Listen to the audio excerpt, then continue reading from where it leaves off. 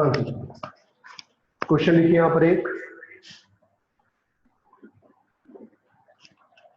लिखे, why do metal sulphides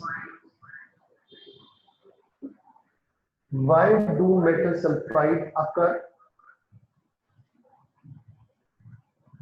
mainly in rocks? Metal sulphide mainly कहां होते हैं? रॉक्स में, चट्टानों में। And metal halides mainly found in sea water, mainly sea water और water bodies। मेटल सल्फाइड चट्टानों में, रॉक में पाए जाते हैं, जबकि मेटल हैलाइड्स मेनली कहां मिलते हैं? पानी में, समुद्र, कोई भी वाटर बॉडी हो सकती है, लेक हो सकती है, या रिवर हो सकती है, या सी हो सकता है। उसकी वजह बिल्कुल साफ है, मेटल सल्फाइड पानी में इंसॉल्युबल होते हैं, इसलिए वो चट्टानों पर ही जम जाते हैं, जबकि metal halides, most of the metal halides water soluble होते हैं, इसलिए वो बह के चले जाते हैं और कहां पाए जाते हैं? समुद्र में या वाटर बॉडी में। तो लिख लीजिए इसका answer.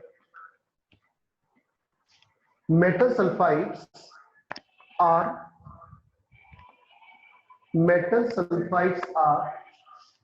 insoluble in water. Metal sulfides are insoluble in water, and therefore they mainly occur in rocks. On the other hand, metal halides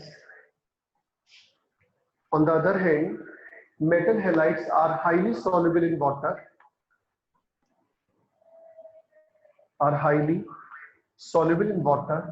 that's why they get dissolved in rainwater,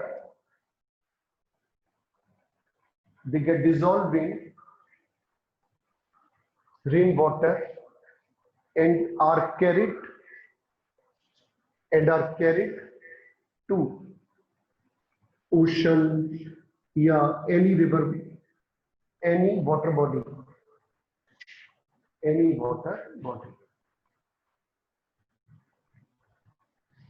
heading डालें नए topic की, extraction of metals.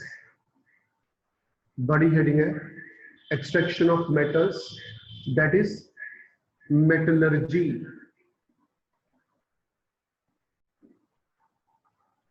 Extraction of metals, that is metallurgy.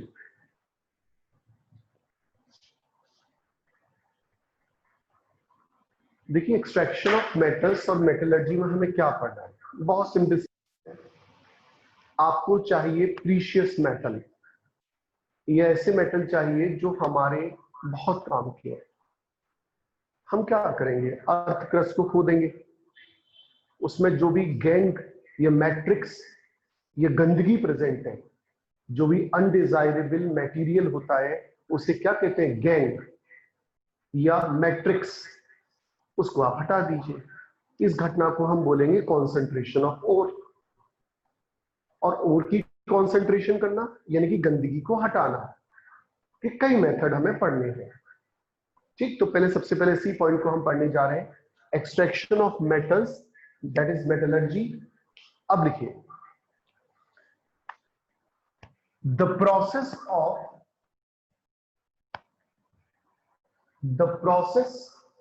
of extracting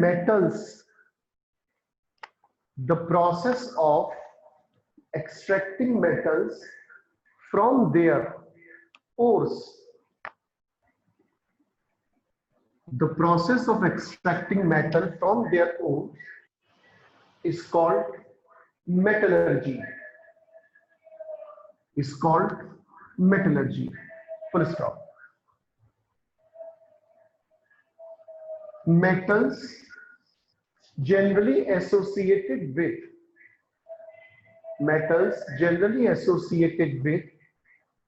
unwanted, undesirable, earthy materials. Unwanted, undesirable, earthy materials called gangue or matrix. ये जो gang शब्द आपको दिख रहा है, ये पढ़े लिखों का शब्द है, gang.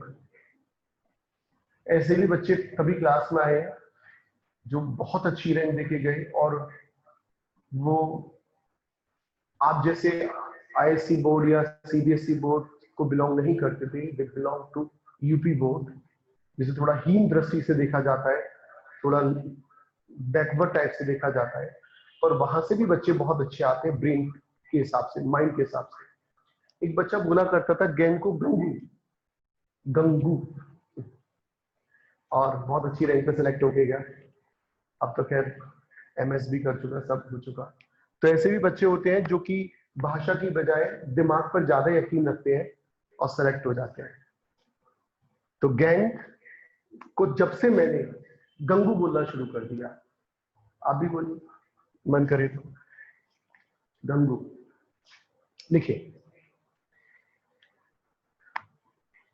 metallurgical operation involve following steps. A metallurgical process या operation, a metallurgical process or operation involve following steps. Step number first, किसी भी मेटलर्जिकल ऑपरेशन में कई स्टेप्स इन्वॉल्व होते हैं। स्टेप फर्स्ट, प्रैक्टिकली देखना है ना, ज्यादा पढ़े लिखे मत बनना, प्रैक्टिकली देखना। जब आप अर्थ से कोई चीज खोदोगे, निकालोगे, तो वो लंप के फॉर्म में आएगी, बड़े बड़े टुकड़ों के फॉर्म में आएगी। तो पहले उसको क्रश कर लो, फिर उसे पीस लो, ग्राइंडिंग कर लो। तो लिखो first, crushing and grinding of ore. Crushing and grinding of ore. Lump को क्रश करके छोटे छोटे पीस में बदल लो, फिर उसको पीस लो। तो लिखे crushing and grinding of ore. मैं यानी कि एनसीईआरटी इसको पल्वराइजेशन भी बोलती है। ये आपके लिए नया शब्द है, पल्वराइजेशन। लिखिए,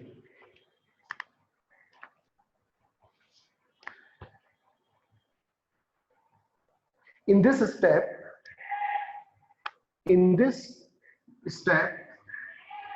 huge lumps, बड़े बड़े टुकड़े, huge lumps are broken or crushed into small pieces,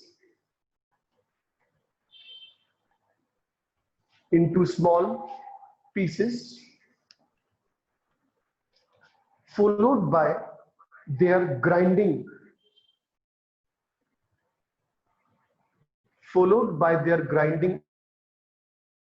in stamp mill or ball mill.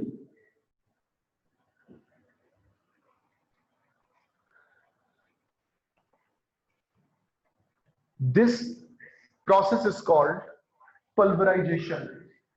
इसे हम पल्वराइजेशन बोलते हैं। कुल मिलाकर जो बड़े बड़े क्रशर, ग्राइंडर आते हैं, आपके घर में ही मिक्सी ग्राइंडर वगैरह होंगे, बड़े बड़े ग्राइंडर जो आते हैं जहां लाखों टन जो है लंप इकट्ठा हो जाता है, कोयला इकट्ठा हो जाता है, बहुत सारी चीजें। तो उनको स्टैम्प मिल नाम की मशीन में डाल देते, ग्राइंडिंग मशीन है, बड़े बड़े टुकड़ों को छोटे टुकड़ों में बदलेगी, उसके बाद उसे पीस देगी। इसे क्या कहते हैं? Pulverisation. Step second, step number 2 या सेकंड, लिखिए concentration of ore, concentration of ore. Concentration of ore का मतलब देखिए क्या है, यहां पे एक और टर्म यूज होता है इसकी जगह, और बेनिफेक्शन। जैसे एक नया टर्म पिछली बार आया था पल्वराइजेशन, इसी तरीके से कॉन्सेंट्रेशन ऑफ ओर को हम बेनिफेक्शन भी बोलते हैं। कॉन्सेंट्रेशन ऑफ ओर का मतलब होता है अनडिजायरेबल अनवांटेड इंप्योरिटी को हटाकर ओर की परसेंटेज को बढ़ा देना, इसे कहते हैं कॉन्सेंट्रेशन ऑफ ओर। लिखिए it is the process of removal of, जो मैंने समझाया वही लिखा रहा हूं, it is the process of removal of unwanted undesirable impurities. It is the process of removal of unwanted impurities, bracket में हम सबका प्यारा गंगू और matrix, from the ore, from the ore। अब देखो मैं आपको यहाँ 2-3 बातें बता दूं, अभी तो समझ ही हो गया कि ओर में से गंदगी को बाहर फेंक देना कॉन्सेंट्रेशन ऑफ ओर है। अब इसका दूसरा नाम है हमारी इंडस्ट्री में ओर बेनिफेक्शन। कुछ बुक्स इसे ओर ड्रेसिंग भी कहती है, तो ये भी लिखने में कोई बुराई नहीं है, ओर ड्रेसिंग।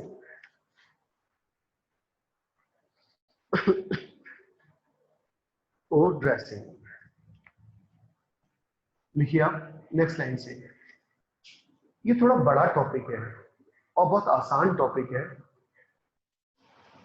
ओर की कॉन्सेंट्रेशन को बढ़ाने के लिए, ओर में जो गंदगी उपस्थित है उसको रिमूव करने के लिए कई मेथड है, वो डिपेंड करते हैं ओर की नेचर पर।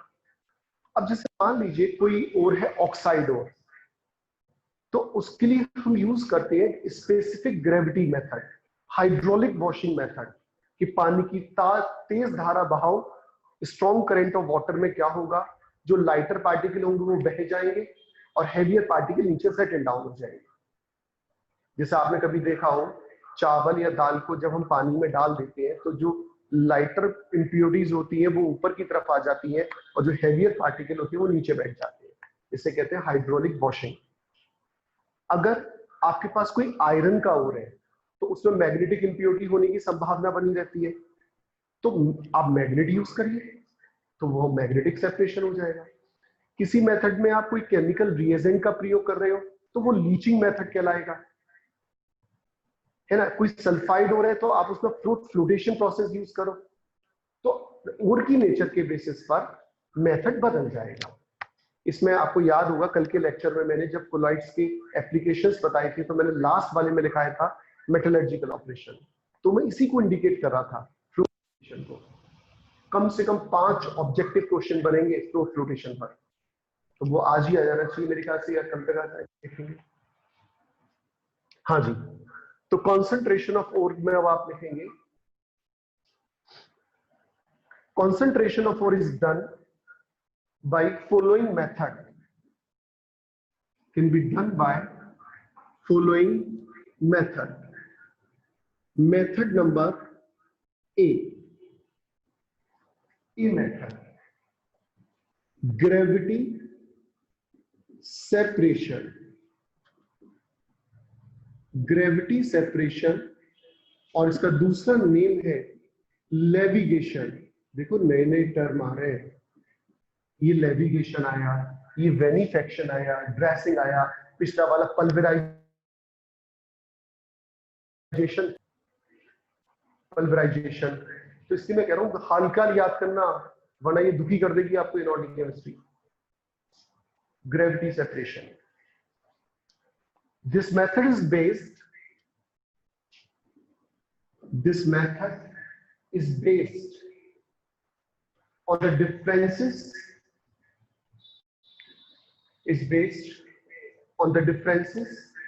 in the specific gravity, is based on the specific gravity of metallic ore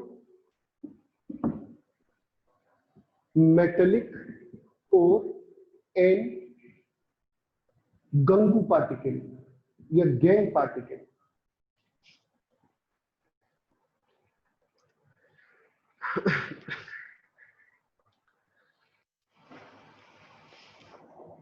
आगे लिखे,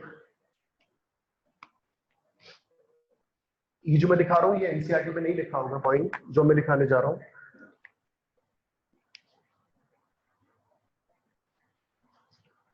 लिखिए, two commonly used methods of gravity are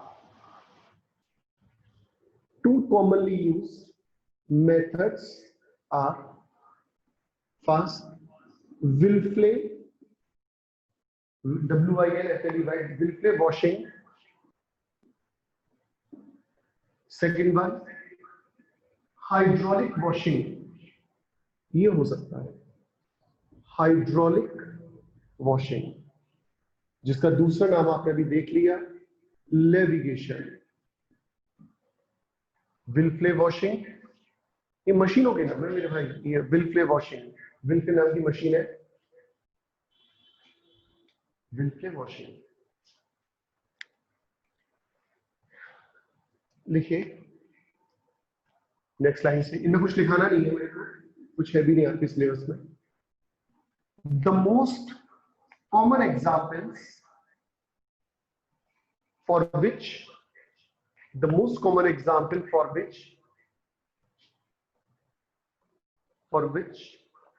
hydraulic washing is used are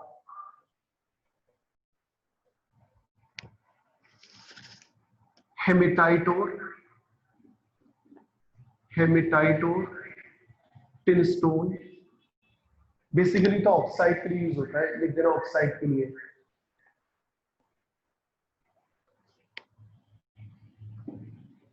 and for oxide कहने से सारा कवर हो जाएगा. देखो मैं आपको बहुत साफ साफ बता दूं, ज्यादा कुछ है नहीं है इसमें. इस हेडिंग में मैंने अभी आपको बताया था, ओर को लीजिए, क्रश करिए, ग्राइंड करिए, उसे डाल दीजिए पानी से भरे हुए टैंक में. एक टैंक आता है विल्फ्ले टेबल वाला और एक हाइड्रोलिक वॉशिंग वाला नेविगेशन वाला. उसके बाद पानी स्ट्रॉन्ग करंट एयर की बहा दीजिए. जैसे ये है strong current of H2O.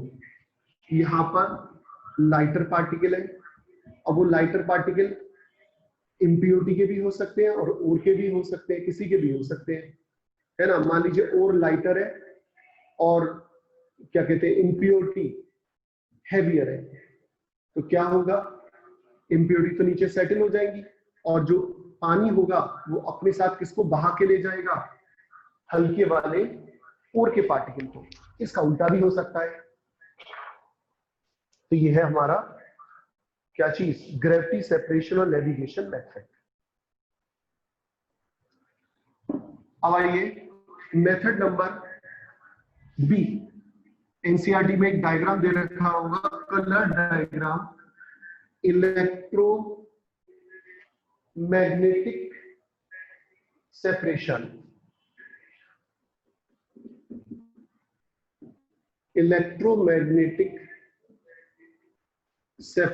NCERT में देखिए रोलर बनना होगा, ध्यान से देखिएगा, एनसीईआरटी में रोलर बनना होगा. This is based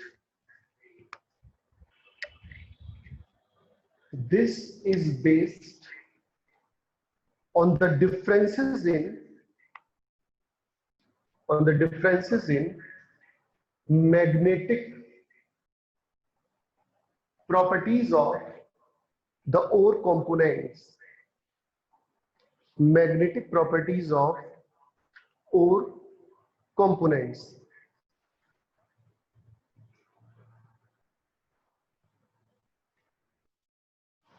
If either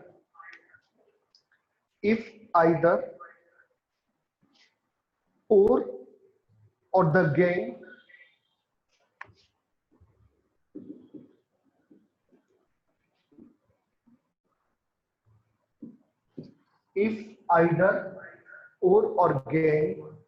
is attracted by a magnet,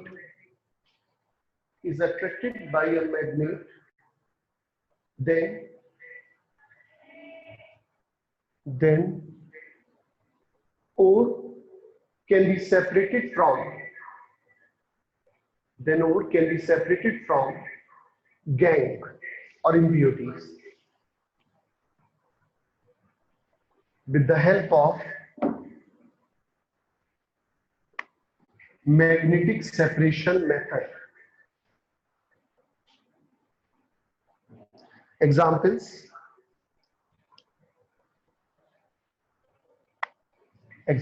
मैंने अभी आपको बताई थी कुछ देर पहले, हेमेटाइट, मैग्नेसाइट, Fe3O4, Fe2O3, और भी लिख सकते हैं पायरोल्यूसाइट, MnO2, एग्जाम्पल से। अब एनसीईआरटी के डायग्राम पे आप आ जाइए। एनसीईआरटी में जो डायग्राम दे रखा है उस डायग्राम में आप बनाते जाइए। दो रोलर आपको दे रखे होंगे एनसीईआरटी में, उन दोनों रोलर को आप देखिए ध्यान से।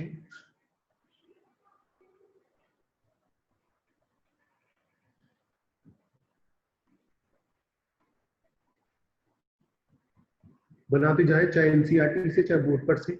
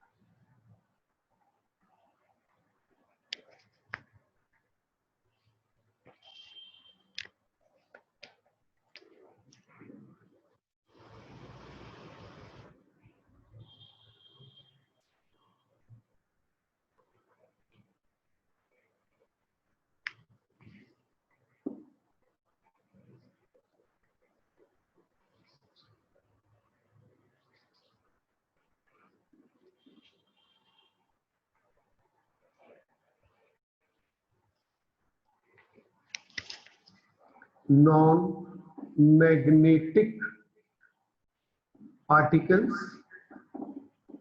magnetic particles,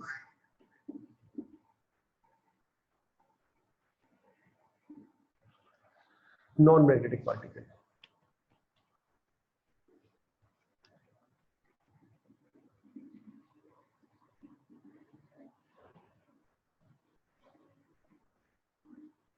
Finely grounded ore,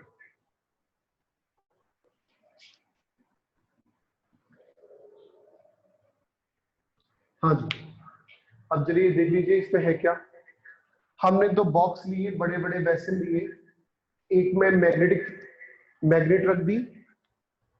जैसे मान लीजिए इसके अंदर हमने एक मैग्नेट लगा दी और ये नॉन मैग्नेटिक रखा। अब यहां से जो भी फाइनली ग्राउंडेड ओर होगा वो यहां से गिरता जाएगा और ये रोलर घूमता जा रहा है, और इस रोलर की वजह से यहां पर क्या होगा कि जो भी मैग्नेटिक पार्टिकल्स होंगे वो मैग्नेट की तरफ अट्रैक्ट होंगे और कम डिस्टेंस तय करके इसमें गिर जाएंगे। जो नॉन मैग्नेटिक होंगे वो डिस्टेंस आगे वाली डिस्टेंस पर चले जाएंगे। तो नॉन मैग्नेटिक इधर आ जाएंगे और मैग्नेटिक इधर मैग्नेटिक आ जाएंगे। तो इस तरीके से मान लीजिए एक्स और वाई दो चीजें हैं, ये ओर है और ये इम्प्योरिटी है गैंग। ये इम्प्योरिटी मान लीजिए कैसी है, नॉन मैग्नेटिक, तो Y यहां आ जाएगा और X यहां आ जाएगा अगर ये मैग्नेटिक है। करिए, तो चाहे तो आप एनसीईआरटी से डायग्राम बना लें या मेरा बनाया गया बेहद खूबसूरत डायग्राम भी आप बना सकते हैं।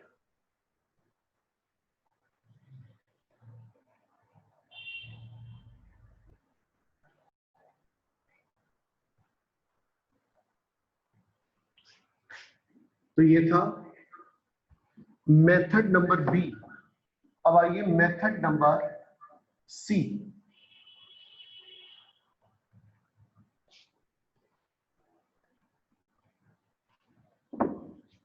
अगर आपने कर लिया हो तो ओके कर दीजिए।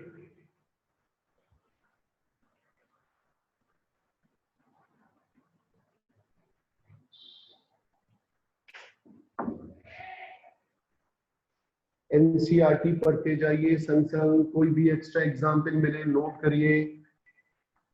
सिलेक्शन वरना हाथ से चला जाएगा अगर मेरी बात नहीं मानी तो। लिखिए third, very very very important, froth flotation method.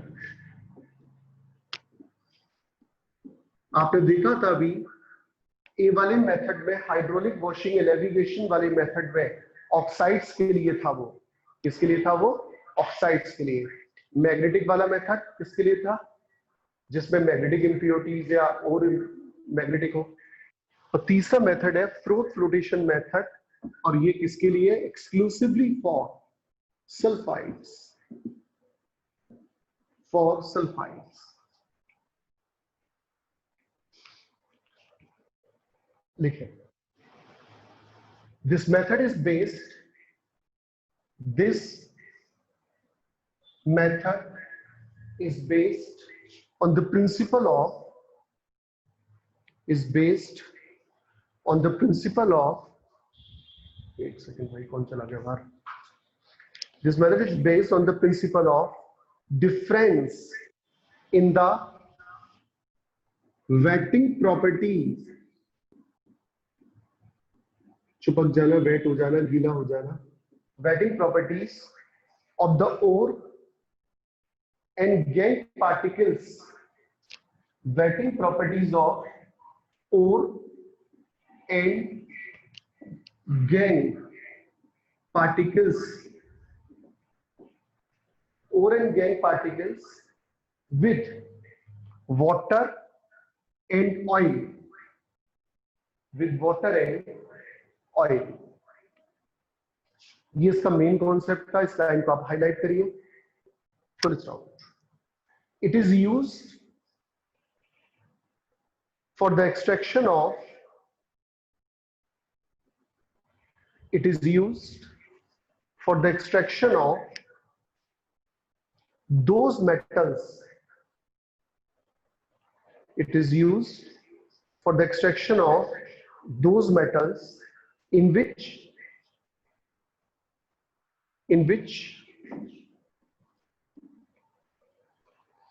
the ore particles are, in which the ore particles are preferentially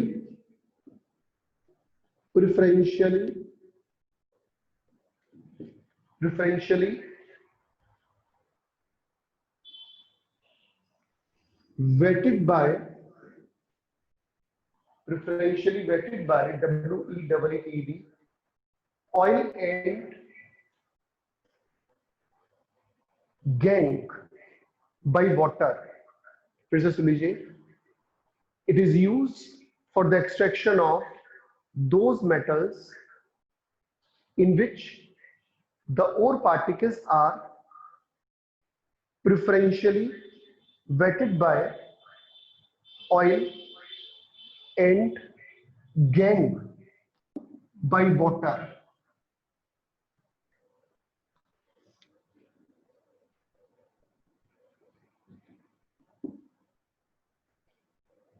जो मैंने आपको लिखाया है वो सिर्फ इतना है कि हमारे पास ऑयल है, वाटर है। गैंग वाटर से अफिनिटी रखता है और इसके साथ अफिनिटी रखता है ऑयल के साथ, बस। और कोई इसके अलावा मैंने कुछ नहीं लिखा है आपको। लिखिए आगे। इन दिस मेथड, अब थोड़ा डिटेल लिखाऊंगा फिर समझा दूंगा पूरा, फिर जो क्वेश्चन आपको पूछना पूछ लेना। In this method the powdered ore is mixed with water. Powdered ore is mixed with water to form a suspension. To form suspension in a tank. एक काम करो आप लोग, एनसीईआरटी का डायग्राम ओपन करो, उसमें आप देखते जाओ जो मैं बोलता जा रहा हूँ, लाइन टू लाइन उसमें से मिलाना। जो डायग्राम में अभी बनाया नहीं है मैंने, और जो लाइंस को एनसीईआरटी के डायग्राम से मैच करना। Full stop. Now small amount of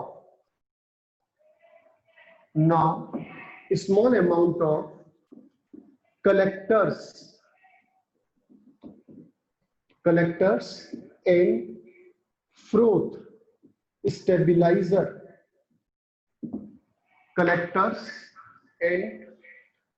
stabilizer are added. मतलब हमने ग्राउंडेड ओर लिया, वाटर लिया, कलेक्टर लिया और इसके अंदर क्या मिला दिया? फ्रोथ स्टेबलाइजर, जो कि झाग को, फ्रोथ को स्टेबल बनाएगा। अभी तक कुल मिलाकर हमने इतना पढ़ा है। लिखें, कलेक्टर्स सच एज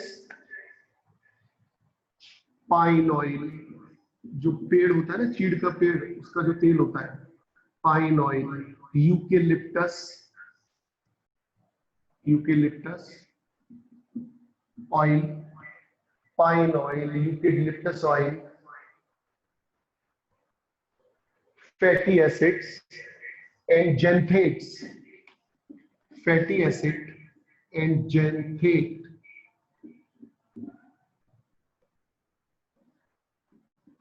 एनसीईआरटी में देखिए कितने एग्जाम्पल दे रखे हैं। मैंने बोले pine oil, eucalyptus oil, fatty acid, xanthate. Enhance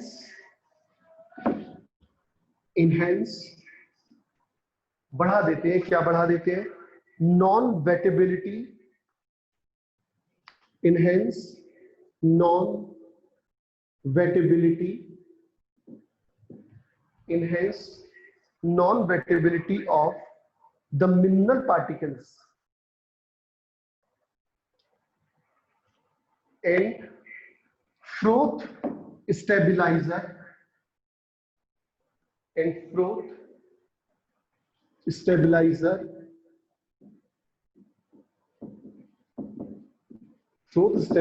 such as cresol,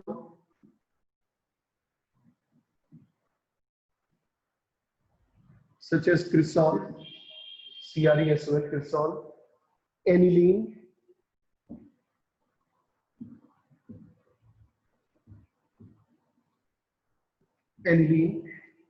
stabilize the froth.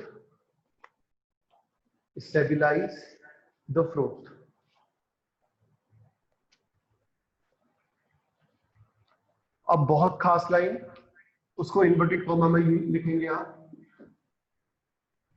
The mineral ore particles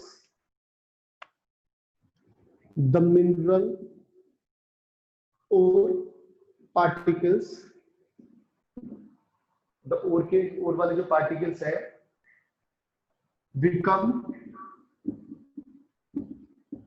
become backed by oil, while gangue particles, जो impurities है, while gangue particles by water, by water.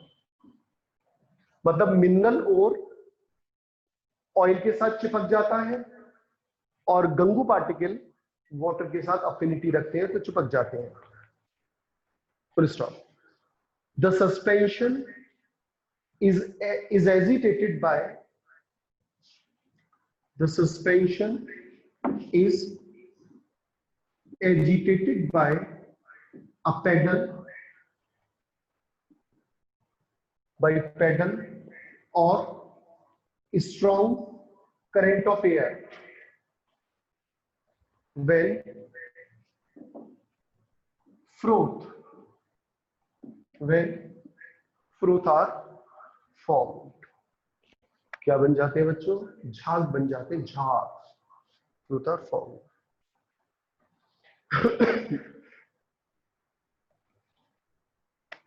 और last line